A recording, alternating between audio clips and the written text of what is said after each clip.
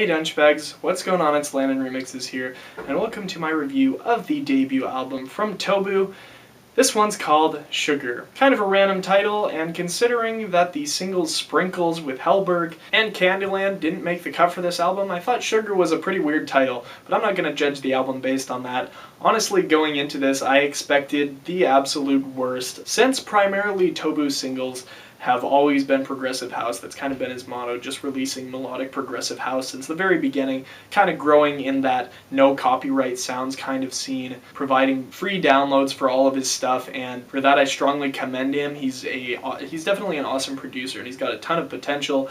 But with the concept of an album, I didn't see much coming, so going into this, I wasn't really expecting much from this thing. I actually got more than I expected out of this sucker. Honestly, there's some good gems in here. Obviously not going to be an absolutely amazing record, but for the most part, he tries to make a really solid and diverse thing, and it works in some spots. Right off the bat, you can see some ultra cheese in this thing, especially within the titles, just naming off some things like Smile, Think Positive, Sensual Massage. Now, Tobu has also been one to kind of rip off the Avicii sound quite a bit of times, and a lot of times it's worked. With this album, I don't think it works in a lot of places, especially on the lead single, Let It Be Now with Brandon Mathias. I do like Mathias' vocal appearance on this one, but I think for the most part this melody is just such a cheeseball that it's very distracting from what we're actually getting in this thing. There's a whole buttload of collaborators on this sucker, but for some reason none of them are credited on iTunes, which is very odd. William Eck, who I've come to respect in the past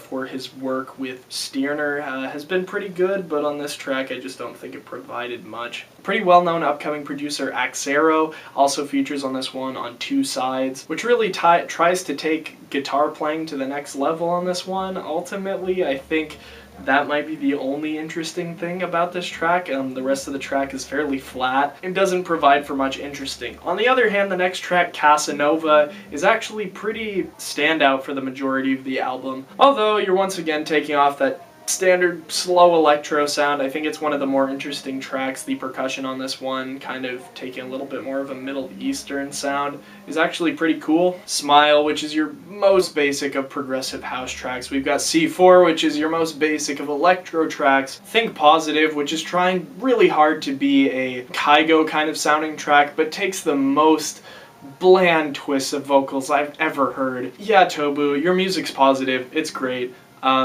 I love you, man, but this track is just so cheesy. I can't take it, man. I can't take it. Then don't even get me started on tracks like Sensual Massage, which is probably the worst track on the record. The lead synth on this thing is just so screechy and disturbing. I honestly couldn't really even get through my first listen of this thing because it's that bad. I just can't do it.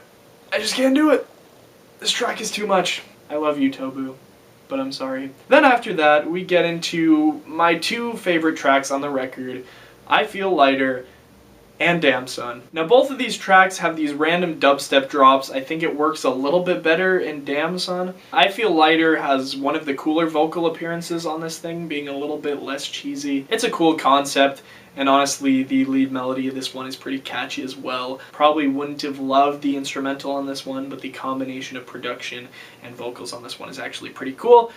Now, Damn Son, people listening to this, just fans of any music, really, other than dance music, would probably say this is the worst track on the record.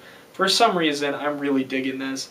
It was one of the first tracks I heard actually from it, and I just think this track's just got a quirkiness about it that actually kind of works. We've got this Damn Son, Where'd You Find This vocal that we've heard so many times in trap tracks and mixes and things like that, and we're hearing it for some reason in a progressive house track, and its context makes absolutely no sense. It comes kind of off-key and off-beat, and something about that just is really attractive to me. The lead melody in this thing is actually pretty infectious as well. I'm really enjoying it. And then the random dubstep drop is just so cheesy and so bad that it's somehow good, and this made for, because I was laughing at this one actually, it made one of the better tracks on the record. Something really cool that I think could go off well live because it's just so quirky that it's fun. I think people will really enjoy this one. So I've been so freaking negative in this review. I'm sorry I've really had to do this. I'm feeling a 2.5.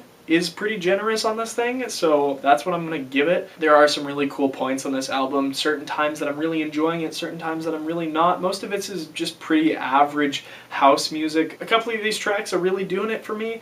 Most of them aren't. Tobu is actually, I've been in contact with him before, so hopefully he doesn't hate me if he sees this. I'm sure he wasn't putting all of his heart and soul into making, oh, this is my debut album. This was kind of just a collection, I presume, of tracks that Tobu thought could work in a record, because that's what it honestly seems to be. It's just a thrown together piece of work, and with that you can't really expect much, especially from an album whose artwork literally says first Tobu album on it. Like literally it's right there. Like it says first Tobu album. Like if that's not setting the bar low enough, I don't know what is. Anyway, I'm still a fan of him regardless. Still a fan of Axero, William Eck. The progressive house producers are my homies. Always loved the genre, but for the most part this album musically is not doing a ton for me. So anyway, hope you guys enjoyed this kind of little drawn out review of my opinions on the debut Tobu album. What do you think of it? Let me know in the comments below, and give it a thumbs up if for some reason you enjoyed it, and I will see you later. Peace.